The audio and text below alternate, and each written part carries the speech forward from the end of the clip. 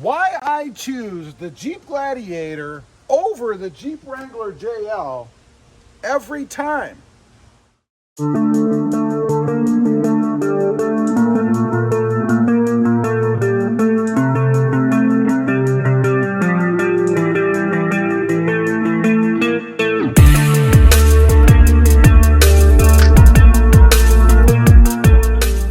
Well, good morning everybody, and welcome back to Rob Motive JT. And that's right, we have both actually, the Jeep Gladiator and the Jeep Wrangler JL. It is a two-door, and this is why I always choose the Jeep Gladiator. I mean, I could drive both.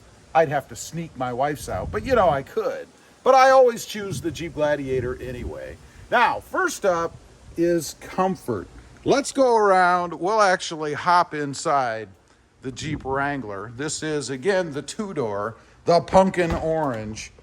We'll hop up in here. Make sure I don't bang the door on anything over there. That would be not very good. So let's go ahead. Let's hop up in here, and then I'll actually shut the door. Hopefully it's not real dark in here. But it just feels more confining to me. I don't know why. I don't know what it is, but it feels more confining. Maybe it's because she has the seat higher up, although I think it's comparable to mine. But I just feel tighter in here than I do in my Jeep Gladiator. Let's go take a quick hop in there. And you can see how much more cavernous feeling it is, at least to me.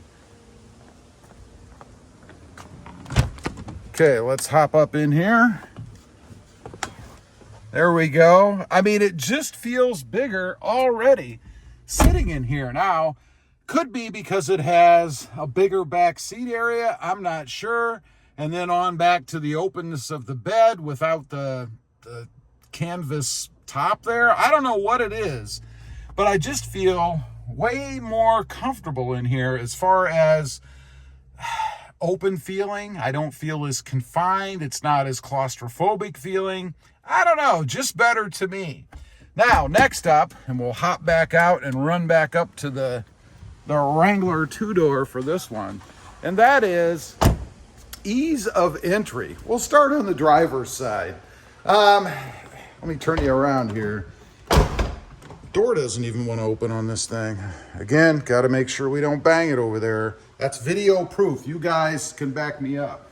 So to get in, you kind of grab the grab handle, which fortunately this has, unlike my new Tacoma, and then step up on the step and then kind of finagle yourself in. So I use my left foot, kind of step up and get in like this. Just more difficult to get in for some reason. I don't know if it's the roll bar right here or what it is. I don't know. But that's the driver's side. Now, let's go around. We'll hop in the passenger side and take a look at that. Again, just more, I'm gonna spin you around. There we go. Just more difficult to get in. Same maneuver, using my left foot again, I guess. This way, I just kind of heave myself in like so. It's better on this side because, of course, you don't have the steering wheel. So I do like the entry over here a little better. But typically, I'm driving even if she's with me, so I don't know. Next up is the rear seat. I mean, it's there. It has a rear seat. But how the heck do you get back there? You know, it's a maneuver to do that to begin with. First of all, you have to pull the seat forward, and then you have to tilt the back of the seat forward, and then you kind of have to squeeze in between here, and it is a chore. And once you're in, there's no room back there. Again, you want to talk about confining. Man, it is very confining back there, and if that kind of thing bothers you, you probably never want to ride around in the back of a Jeep Wrangler, at least a two-door. Now, let's compare that to the Gladiator. Of course, it's probably not a fair comparison. It is a four-door. So obviously you just open the door, and then if the seats were down, like so, you would just hop in, again, using the door handle instead of having to maneuver the seat around. But just grab it's a grab handle, actually. Hoist yourself in, and it is, don't get me wrong, it is a little bit tight back here, especially with this seat up against your arm. You would normally have the seat down. but not as claustrophobic feeling as being in the Jeep Wrangler. I mean, it's just horrid. As for the passenger front side, let's hop out of here. We'll take a look at that real quick. Again, much simpler to get in and out of, I can tell you that for sure. The passenger side front, same kind of maneuver really though. You kind of grab the grab handle. Again, fortunately we have those.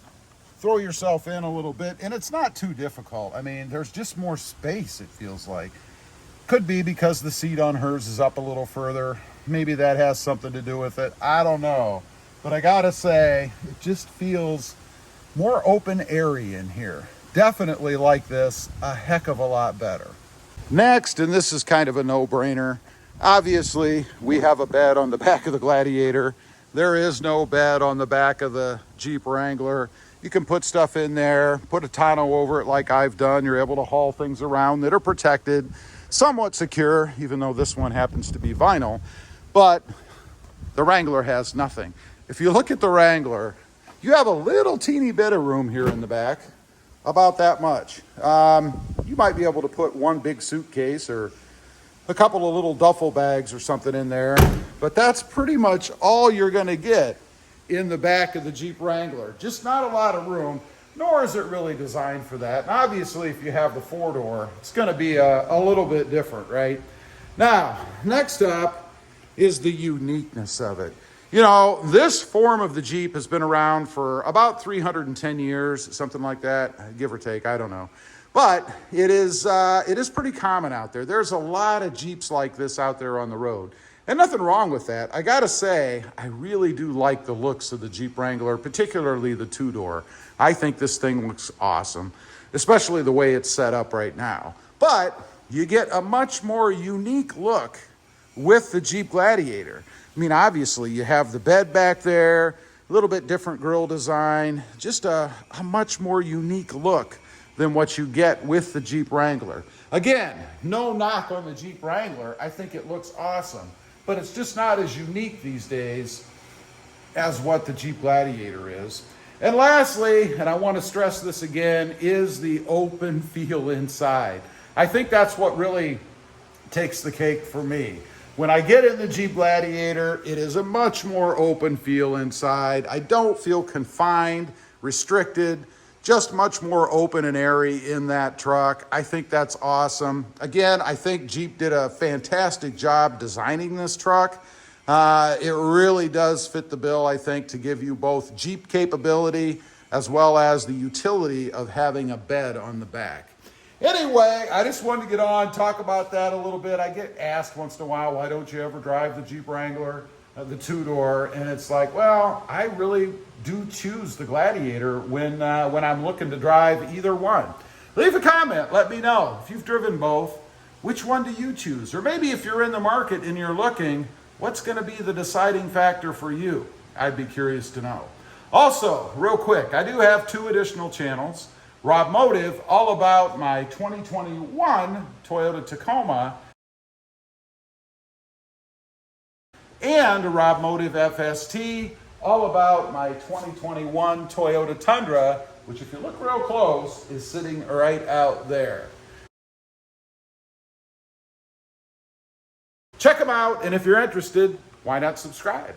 Don't forget to click that notification bell so that you don't miss out on any upcoming videos. And do me a favor, smash that subscribe button on the way out. Thanks for watching. Stay safe out there. Bye.